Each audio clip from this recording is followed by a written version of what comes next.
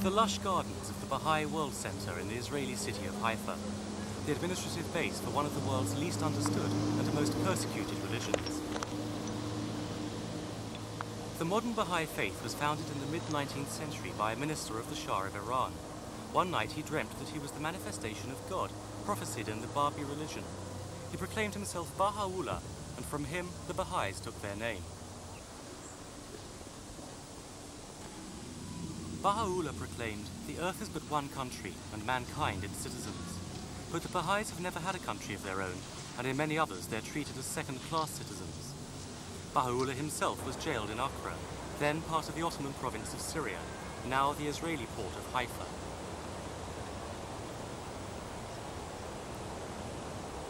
The Bahai World Center and its golden domes dominate the Haifa skyline.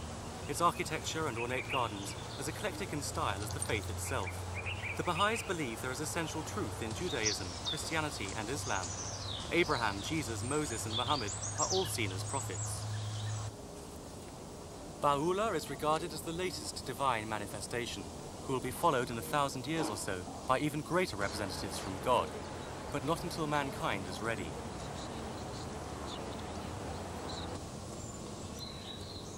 The Bahais see their faith as being best suited to the modern world. Great emphasis is placed on unification in society and the need for world peace. All prejudice is condemned, be it of gender, race, or class. Education is all important, especially for women, since they're the mothers of the race. The Bahais pick no fights with other religions and are careful to always separate faith and politics. But still they fall victim to suspicion and mistrust.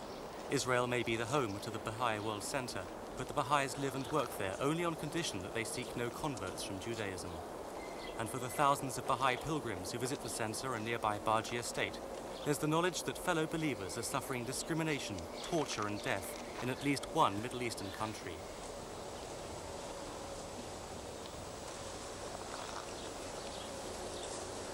It was in Iran that Bahaism was born, and it's in Iran where Bahais are suffering the worst persecution.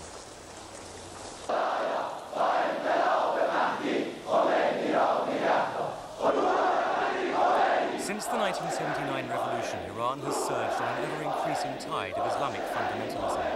Ayatollah Khomeini enjoys a following so fanatical that anybody trying to live outside the mainstream is viewed with distrust.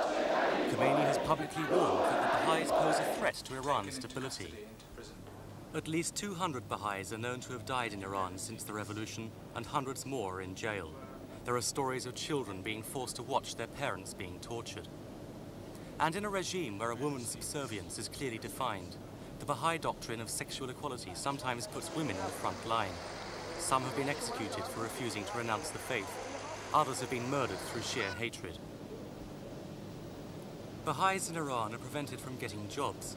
In fact, they officially don't even exist, since they're not allowed to hold birth certificates. Bahai weddings are not recognized. A Bahai wife is regarded as a whore, her children bastards.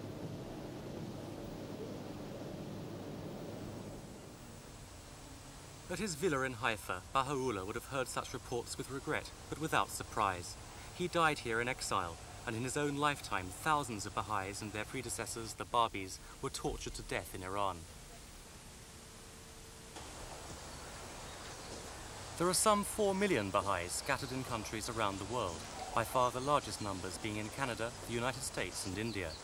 In each country, the Bahais have a national spiritual assembly to provide local guidance, while global policy and doctrine come from the Universal House of Justice of the Haifa Center. Here, 9 officers are elected every 5 years by secret ballot to coordinate the faith.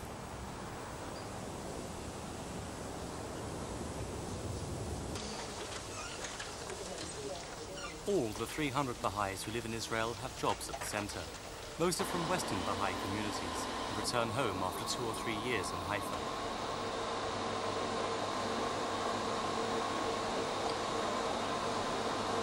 High technology sits alongside classical splendor.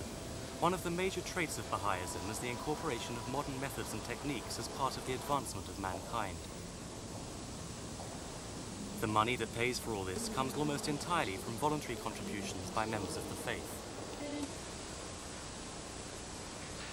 The suffering of some Bahais only serves to unify others. They're prepared to remain patient, and are adept at adjusting to changing circumstances, confident in the belief that their day will come.